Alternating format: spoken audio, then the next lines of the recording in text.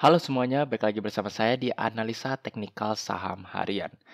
Oke, jadi untuk perdagangan IHSG kita hari ini, IHSG kita awal-awal dibuka menguat ya di zona hijau. Naiknya cukup pesat tetapi mulai loyo dan pada sesi 2 langsung jeblok ya. IHSG kita minusnya cukup dalam. Pada perdagangan hari ini kita ditutup melemah dengan minus 1,09% ya.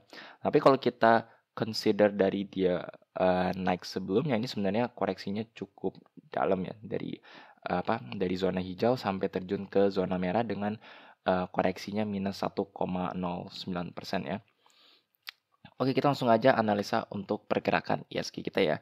Nah, jadi kita waktu kemarin tuh sudah sempat mengantisipasi, bukan mengantisipasi sih, maksudnya berwaspada bahwa ISG kita kayaknya bakal false breakout ya, seperti pergerakan harga dia sebelumnya. Soalnya kita ketahui bahwa secara berita ini situasi negara kita kan sebenarnya masih nggak terlalu kondusif ya, kasus COVID yang terus naik terus, sehingga itu menjadi hal yang kita harus berwaspada ya.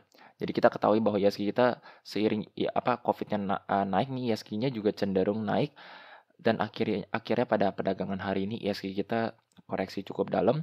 Dan kalau kita lihat secara pergerakan harga nih bahkan break MA5, break MA10 ya, dan saat ini mungkin kalau menurut saya ini juga bisa dibilang break MA20-nya, dan mungkin untuk support selanjutnya yaitu di MA50, yaitu di garis hijau ini ya.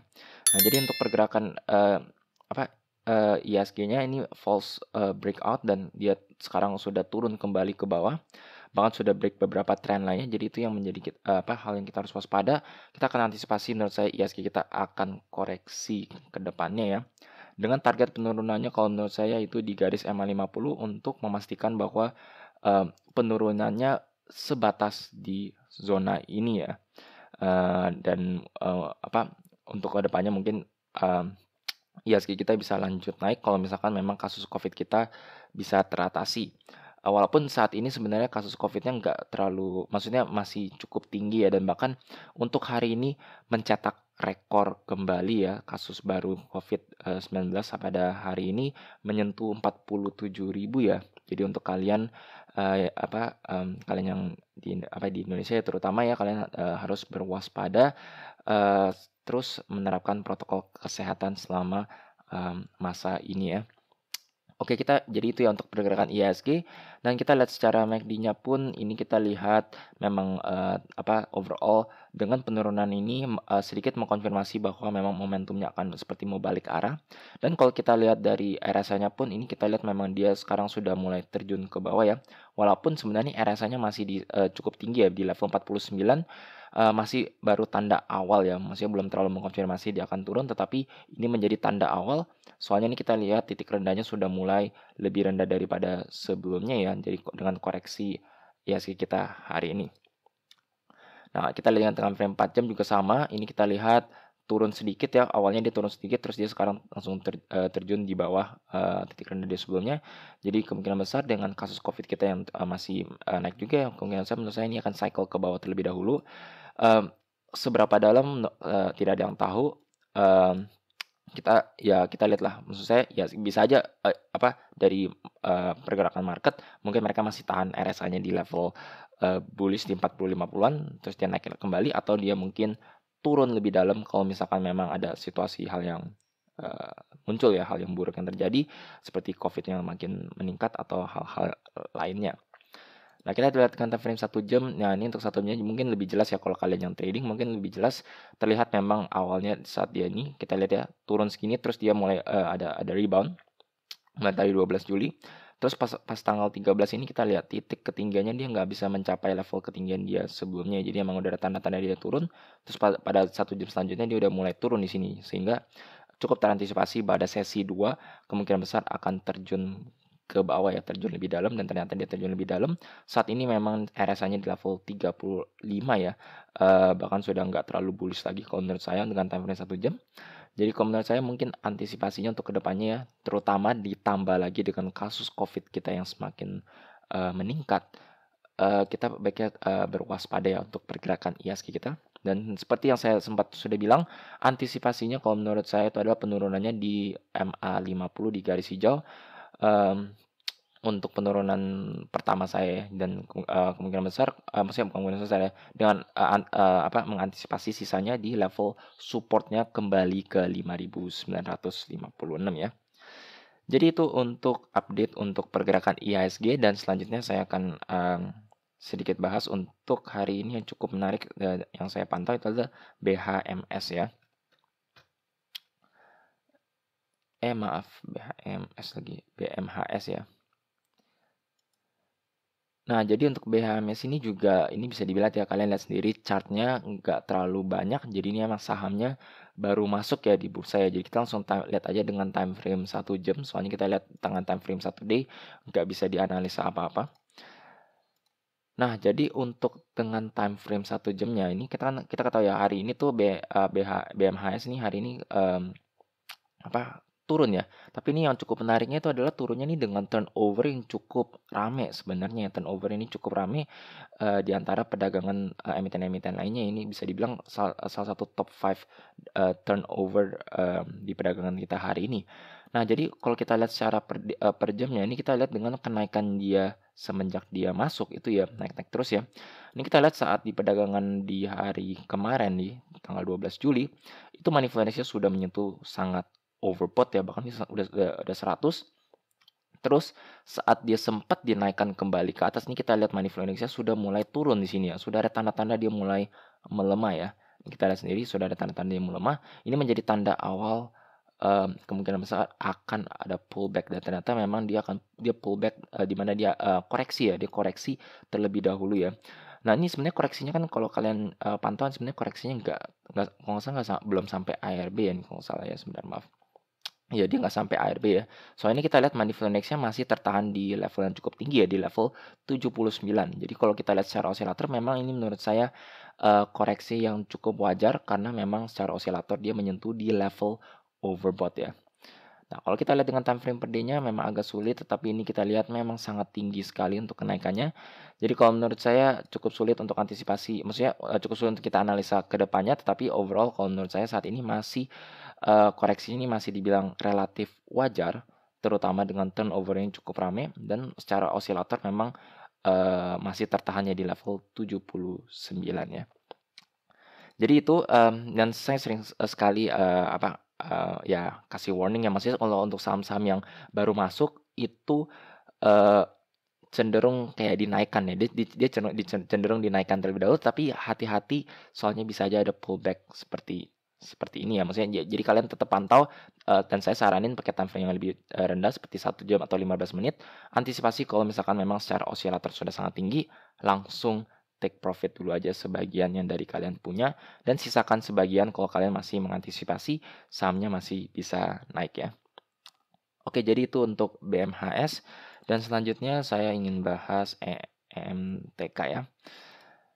Nah, jadi EMTK ini koreksi ya, dia koreksi pada perdagangan hari ini cukup dalam, dan kalau kita lihat memang sebenarnya koreksinya bisa dibilang ya bisa dibilang oke lah ya, cukup wajar, karena memang secara per day dia menyentuh level overbought, menyentuh sangat tinggi nih ya di level 86, dengan kenaikannya dia sempat break level resist, tetapi pada perdagangan kemarin dan juga hari ini langsung nembus level supportnya, dan bahkan kalau kita lihat dengan pergerakan harganya ini bahkan sudah tidak tertahan di atas MA20, yaitu di garis ungunya ya.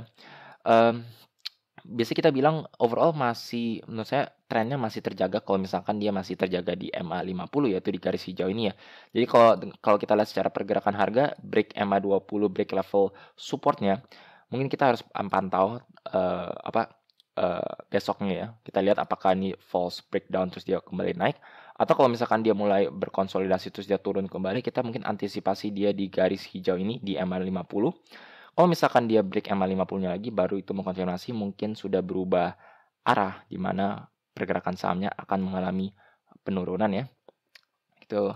Nah, jadi, kita lihat sendiri ini dengan time frame per 4 jamnya memang, bisa dibilang sebenarnya nggak terlalu level overbought-nya tidak terlalu, walaupun nih kalau kita lihat sedikit ya, ini dengan kenaikan dia lebih tinggi, ini money flow index-nya justru nggak mencapai level ketinggian dia lebih sebelumnya. Di sini ini money flow index di 84, di sini justru 81. Jadi sedikit ada tanda-tanda bearish divergence, dan juga nih kalau kita lihat dari MACD-nya di level 33, di sini level 27 ya. Jadi memang ada sedikit tanda bearish divergence dan akhirnya dia koreksi ya. Tetapi cukup menurut saya, maksud saya antisipasinya mungkin dia koreksi tertahan di level support, tetapi ternyata justru dia break level support dan bahkan sedikit break MA20-nya ya. Nah, kalau kita lihat dengan time frame 1 jamnya, ini hari ini tuh kayak seperti dibanting sampai osilator ini, kalian lihat sendiri. Osilatornya bahkan sampai 0 ya. Sampai 0. Jadi benar-benar nggak ditahan sekali. Dan untuk saat ini MTK ini bahkan menyentuh sangat oversold.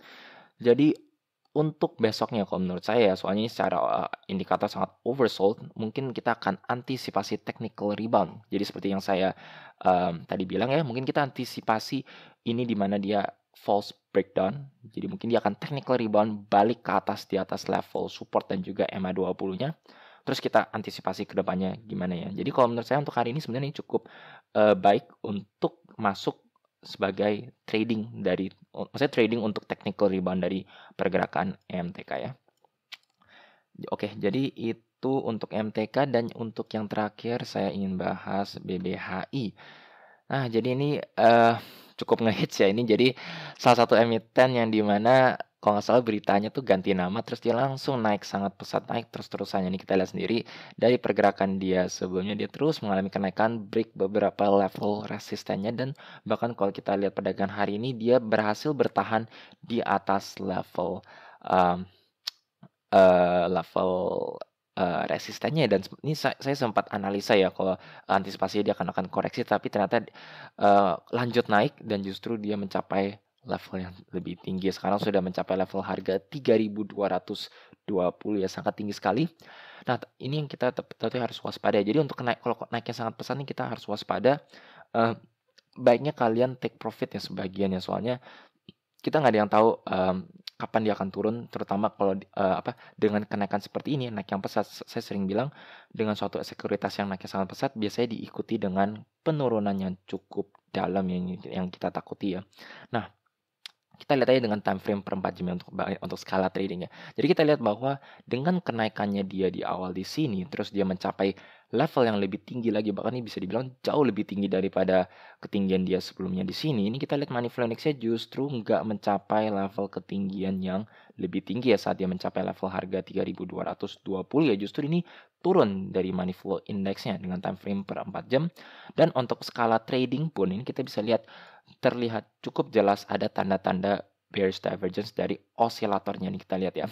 Saat harganya menyentuh di sini money flow index 99 cukup wajar, terus dia akhirnya seperti tertahan sebentar, terus akhirnya dia loncat kembali. Saat dia loncat kembali ke level sini, ini money flow index-nya nggak terlalu tinggi, dan saat kenaikan hari ini pun juga tidak terlalu tinggi ya secara money flow index ya. Jadi ada tanda-tanda seperti pelan-pelan dia sudah mulai turun. Jadi kalau menurut saya, kalau kalian yang sudah untung, ini kita lihat dengan time frame 1 D-nya pun juga ada tanda-tanda money flow index-nya sudah mulai turun ya. Jadi kalau menurut saya ini kita lihat sendiri ya, sangat sangat pesat sekali, ini bahkan di atas MA5 sekali. Saya mungkin menyarankan kalau kalian yang sudah profit, baiknya kalian take profit dulu sebagian dan sisakan sebagian kalau misalkan memang kalian antisipasi sahamnya ini memang mungkin prospeknya bagus atau gimana, mungkin kalian merasa masih bisa naik, ya udah kesisakan sebagian untuk antisipasi dia naik ya. Soalnya kalau kalian gak take profit itu hanya floating gain doang, dan floating gain tersebut bisa aja hilang kalau misalkan harga emitennya tiba-tiba dibanting ya. Oke, jadi untuk video kali ini sekian saja. Jika kalian merasa video seperti ini bermanfaat untuk kalian, jangan lupa untuk subscribe dan juga pencet tombol bell di sebelahnya supaya kalian selalu terupdate dan ternotifikasi dengan video-video yang saya akan upload setiap harinya. Sekian dari saya, terima kasih.